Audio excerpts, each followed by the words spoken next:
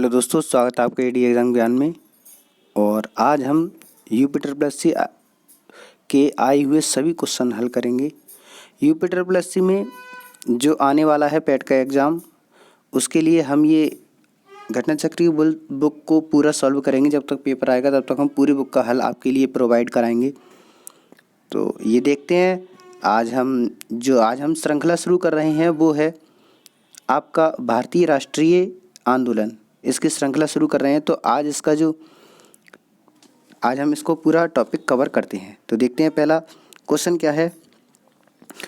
28 दिसंबर सन 1885 को भारतीय राष्ट्रीय कांग्रेस की स्थापना गोकुलदास तेजपाल संस्कृत स्कूल के परिसर में कहाँ पर हुई थी? तो ये जो हुई थी ये जो है बम्बई के गोकुलदास तेजपाल संस्कृत स्कूल के परिसर में इसकी स्थापना हुई थी। देखते हैं और इसके बारे में क्या क्या इसके फैक्ट हो सकते हैं। देखिए ये है 1984 में सेवानिवृत्त अंग्रेज अधिकारी ए.ओ. ह्यूम के प्रयत्नों से एक संस्था इंडियन नेशनल यूनियन की स्थापना की गई। इस यूनियन ने पूना में 1985 में राष्ट्र के विभिन्न प्रतिनिधियों का सम्मेलन आयोजित करने का निर्णय लिया, लेकिन पूना में हैजा फैलने के कारण उस वर्ष ये सम्मेलन मुंबई में आयोजित किया गया। पहले इसका जो प्रस्ताव था वो पूना में होने का था, पूना में होना था ये सम्मेलन, लेकिन उसमें हैजा फैल गया और हैजा फैलने के कारण फिर ये सम्मेलन बम्बई में आयोजित किया गया। 28 दिसंबर सन 1885 को गोकुलदास तेजपाल संस्कृत स्कूल बम्बई में इंडियन नेशनल यूनियन का पहला अधिवेशन हुआ।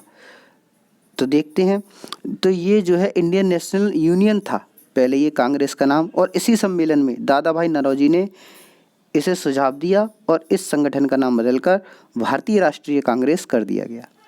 तो इसका नाम बाद में बदलकर भारतीय राष्ट्रीय कांग्रेस कर दिया गया। देखिए कांग्रेस के बारे में बहुत ज़्यादा क्वेश्चन आते हैं एग्जाम में। जैसे पूछ लिया जाएगा कि कांग्रेस की स्थापना कब हुई थी? तो कांग्रेस की जो स्थापना हुई थी वो 1885 में हुई थी। किसने करवाई थी? तो ए.ओ. ह्यूम ने करवाई थी। ए.ओ. ह्यूम ने करवाई थी। और उस समय जब कांग्रेस की स्थापना हुई थी तब उस समय उसके अध्यक्ष कौन थे? तो उस समय जो उसके अध्यक्ष थे कांग्रेस के व्योमेश चंद्र बनर्जी।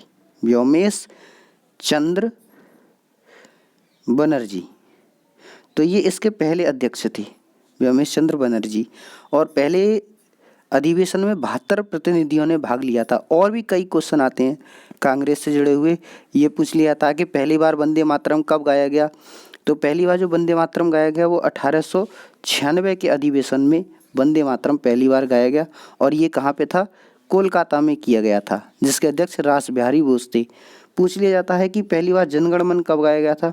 तो पहली बार जो जनगण मन गाया गया था वो 1911 के अधिवेशन में, कोलकाता अधिवेशन में गाया गया था, जिसके अध्यक्ष पंडित बिशन नारायण धर थे। पूछ लिया था पहली महिला अध्यक्ष किस अधिवेशन में बनी थी? तो 1917 के अधिवेशन में पहली जो महिला बनी थी ये भी कोलकाता में हुआ था।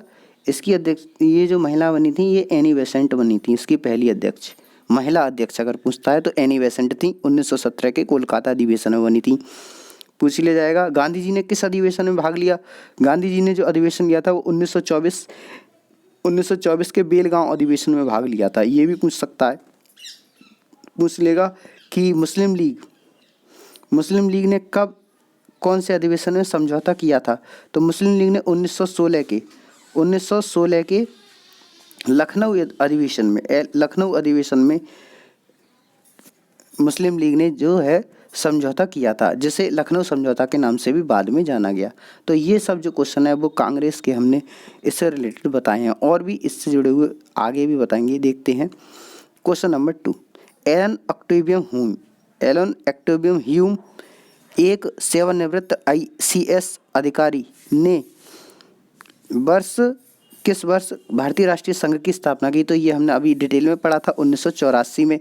कांग्रेस की जो स्थापना की गई थी वो 1984 में की गई थी, लेकिन इसका अगर पहला अधिवेशन आता है तो 1985 28 दिसंबर 1985, वो हमने अभी पहला क्वेश्चन पढ़ा था। तो 1984 में स्थापना और 1985 में पहला अधिवेशन। देखते हैं तीसरा क्वेश्चन क्या है। भारत में राष्ट्रगान को संविधान सभा के द्वारा कब ग्रहण किया गया? तो जब भारत का गणतंत्र घोषित किया गया था, भारत को 26 जनवरी को जब गणतंत्र घोषित किया गया था, उसी से 2 दिन पहले यानी कि 24 जनवरी को देखते हैं। हाँ, 24 जनवरी को इसमें राष्ट्रगान को, और इसी दिन 24 जनवरी 1950 को ही राष्ट्रगान और राष्ट्रीय ध्वज को भी मान्यता प्रदान की गई थी। तो ये क्वेश्चन है, ये देखो इसके बारे में और लिखा है डिटेल में कि भारत का राष्ट्रगान जनगण मन, इसके रचयिता रविंद्रनाथ टैगोर हैं और जनगण मन प्रथम बार 27 दिसंबर 1911, ये मैंने आपको अभी बताया था, 1911 के कांग्रेस के अधिवेशन में, जिसके अध्यक्ष पंडित बिशन नारायण धर थे, जनगण मन गाया गया था कांग्रेस के कलकत्ता अधिवेशन में। इसे गाने में 52 सेकंड लगते हैं, ये तो सभी जानते हैं। भारत में राष्ट्रगान को संविधान सभा द्वारा 24 जनवरी 1950 को, ये भी मैंने अभी बताया, 24 जनवरी 1950 को इसको ग्रहण किया गया। ठीक है, बाकी क्वेश्चन देखते हैं और क्या क्या है। जनगण मन जो भारत का राष्ट्रीय गान कहा जाता है, सर्वप्रथम कब गाया गया? तो ये मैंने आपको बता दिया, 27 दिसंबर 1911। देखिए मैं जो क्वेश्चन डिटेल में बताता हूँ वही क्वेश्चन देखिए आगे काम आता है यही। तो हमारी जो डिटेल जो होती है उससे भी ध्यान से सुना करें दोस्तों, क्योंकि कभी कभी हम जो बताते हैं वही एग्जाम में आ जाता है, तो उससे भी ध्यान से सुने। ठीक है, अगला क्वेश्चन,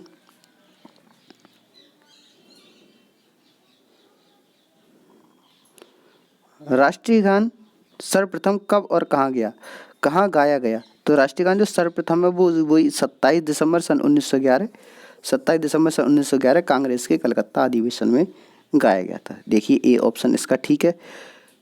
ये है 1916 का लखनऊ समझौता महत्वपूर्ण था क्योंकि इसके बाद कांग्रेस ने किया, तो इसमें मुस्लिम लीग के साथ समझौता हुआ था। ये मैंने अभी आपको बताया था शुरू में ही। तो मुस्लिम लीग के साथ समझौता कांग्रेस से किस अधिवेशन में हुआ? तो 1916 के लखनऊ अधिवेशन में। लखनऊ अधिवेशन को ही लखनऊ समझौता के नाम से जानते हैं। और पूछ लेता है कि इसके अध्यक्ष कौन थे? तो उस समय जो लखनऊ समझौता हुआ था तब कांग्रेस के जो अध्यक्ष थे वो अंबिका चरण मंजूमदार थे। ये भी पूछ सकता है, अंबिका चरण। तो ये सभी जो क्वेश्चन है ये आए हुए हैं। इसके लिए जो मैं अतिरिक्त फैक्ट बता रहा हूँ ये हो सकता है आने वाले एग्जाम में आए, क्योंकि ये क्वेश्चन तो आ चुके हैं, ये भी आ सकते हैं। देखिए ये UPSSC UDLDA में आया है 2015 में। तो हमें सभी क्वेश्चन करते हैं और उनसे जुड़े हुए सभी कथन भी करने पड़ेंगे, तभी हम पेपर में सही तरीके से परफॉर्म कर पाएंगे। देखते हैं अगला क्वेश्चन। देखो इसमें ये आ गया, इसका अंबिका चरण इसके मंजूरदार इसकी अध्यक्षता की थी और कांग्रेस के नरम दल एवं गरम दल एक साथ आए और तिलक व एनी बेसेंट ने इसके लिए अथक प्रयास किए थे। देखते हैं 1916 में दोनों पक्षों के संयुक्त सत्र में संधि भारतीय राष्ट्रीय कांग्रेस और मुस्लिम लीग के बीच ये समझौता, तो ये 1916 का जो समझौता हुआ था ये कहाँ हुआ था? तो ये तो लखनऊ समझौता के नाम से ही जाना जाता है। ये भी ठीक है। अगला क्वेश्चन देखते हैं।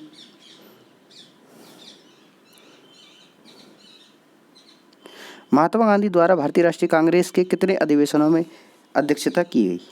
तो महात्मा गांधी के बारे में मैंने बताया था, महात्मा गांधी ने केवल एक ही बार अध्यक्षता की थी, केवल एक बार। वो भी कौन सा अधिवेशन था? वो भी था बेलगांव अधिवेशन, 1924 का बेलगांव अधिवेशन। देखो ये लिखा है, महात्मा गांधी ने केवल एक बार 1924 के बेलगांव अधिवेशन में कांग्रेस की अध्यक्षता की थी। अगला क्वेश्चन है, महात्मा गांधी ने भारतीय राष्ट्रीय कांग्रेस के निम्नलिखित सत्रों में किसकी अध्यक्षता की थी? तो ये ऑप्शन अभी फिर से रिपीट हो गई। यही क्वेश्चन 1924 के बेलगांव अधिवेशन में केवल एक ही बार महात्मा गांधी जो है उन्होंने अध्यक्षता की थी। अगला क्वेश्चन देख लेते हैं, महात्मा गांधी भारतीय राष्ट्रीय कांग्रेस के किस वर्ष अध्यक्ष बने? तो 1924 में ही बने थे। यही वही क्वेश्चन रिपीट आ गया। ये UPSSC 2015 में आया, ये 2018 में। तो देखते हैं कैसे ये UPSSC क्वेश्चन को रिपीट भी करता है। तो रिपीट क्वेश्चन भी आ सकते हैं, इसमें कोई दो राय नहीं है, लेकिन उससे जुड़े हुए अतिरिक्त फैक्ट भी आपको पता होने चाहिए। सुभाष चंद्र बोस किस वर्ष कांग्रेस कमेटी के अध्यक्ष बने? तो इसका जो आंसर है वो 1938 है। 1938 में ये कांग्रेस कमेटी के अध्यक्ष बने। देखो ये इसके बारे में और लिखा है डिटेल में कि सुभाष चंद्र बोस 1938 के हरिपुरा कांग्रेस अधिवेशन में कांग्रेस के अध्यक्ष बनी थी। और 1939 के त्रिपुरी अधिवेशन में भी वह कांग्रेस के अध्यक्ष रहे। तो 1938 और 39, 38 और 39 भी अगर इसमें होता तो वो भी सही माना जाता। एक तो हरिपुरा अधिवेशन हो गया और एक त्रिपुरी अधिवेशन में इसके अध्यक्ष बने थे, लेकिन कुछ मतभेदों के चलते उन्होंने अध्यक्ष पद से इस्तीफा दे दिया।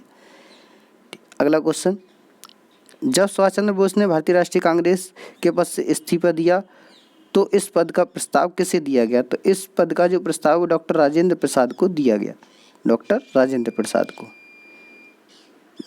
इसके बारे में और डिटेल में लिखा है कि जब सुभाष चंद्र बोस ने भारतीय राष्ट्रीय कांग्रेस के पद से इस्तीफा दिया तो इस पद का प्रस्ताव डॉक्टर राजेंद्र प्रसाद को दिया गया था। आगे देखते हैं आगे कौन कौन से क्वेश्चन है। ये भी है, सन 1939 सुभाष चंद्र बोस ने कांग्रेस के अध्यक्ष पद से चुनाव में पट्टाभी सीतारामैया को हराकर इसके अध्यक्ष बने थे। बोस की जीत पर गांधी जी ने कहा कि सीतारामैया की हार मेरी हार है। गांधी जी से मनमुटाव होने के कारण सुभाष चंद्र बोस ने अध्यक्ष पद से इस्तीफा दे दिया। इसके पश्चात सुभाष चंद्र बोस ने अध्यक्ष पद से इस्तीफा दे दिया। इसके पश्चात इस पद का प्रस्ताव डॉक्टर राजेंद्र प्रसाद को दिया गया।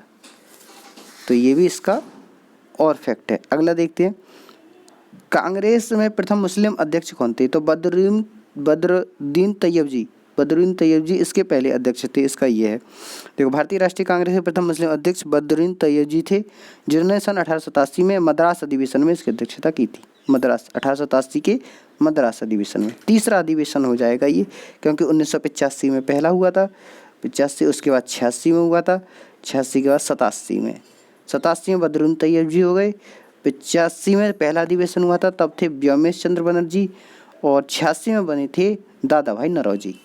तो ये इसके सम्मेलन हुए। उसके बाद अगला टॉपिक आ जाता है विदेशी तथा सविनय अवज्ञा आंदोलन, महात्मा गांधी तथा अन्य नेताओं की भूमिका। पहला क्वेश्चन है, अंग्रेजों से आज़ादी के लिए लड़ रहे भारतीयों द्वारा उठाई गई शपथ कि वे सिर्फ भारतीय निर्मित सामानों और विशेष कपड़े का उपयोग करेंगे, तो इस आंदोलन को क्या कहा जाता है? इस आंदोलन को क्या कहा गया? इस आंदोलन को स्वदेशी आंदोलन कहा गया, स्वदेशी आंदोलन। और इसके बारे में और देख लेते हैं। देखो ये है, स्वदेशी आंदोलन की रणनीति में ब्रिटिश उत्पादकों का बहिष्कार और घरेलू उत्पादकों और उत्पादन प्रक्रिया के पुनरुत्थान में शामिल था। इस रणनीति का लक्ष्य ब्रिटेन में बने माल का बहिष्कार करना तथा भारत में बने माल का आधिकारिक प्रयोग करके साम्राज्यवादी ब्रिटेन को आर्थिक हानि पहुंचाना था। ये आंदोलन 1905 में प्रारंभ हुआ। तो ये भी तुम्हें पता होना चाहिए कि स्वदेशी आंदोलन का जो प्रारंभ है वो 1905 में शुरू हुआ था। अगला क्वेश्चन है, ब्रिटिश भारत सरकार ने बंगाल विभाजन को लागू करने के निर्णय की घोषणा कब की थी? तो ये जो घोषणा की थी बंगाल विभाजन की, ये 7 अगस्त 1905 है। ये क्वेश्चन देखिए डाउटफुल है, इसका और विस्तार से देखिए कल पढ़ते हैं। बाकी आज इस वीडियो में इतना ही, और आपको वीडियो अच्छी लगी हो तो सब्सक्राइब करें, क्योंकि इस वीडियो में हम पूरा जो भी पैट में आएगा टोटल पूरी बुक इसमें हल कराएंगे। तो जानने के लिए देखते रहें एडी एग्ज़ाम ज्ञान। Thank you for watching.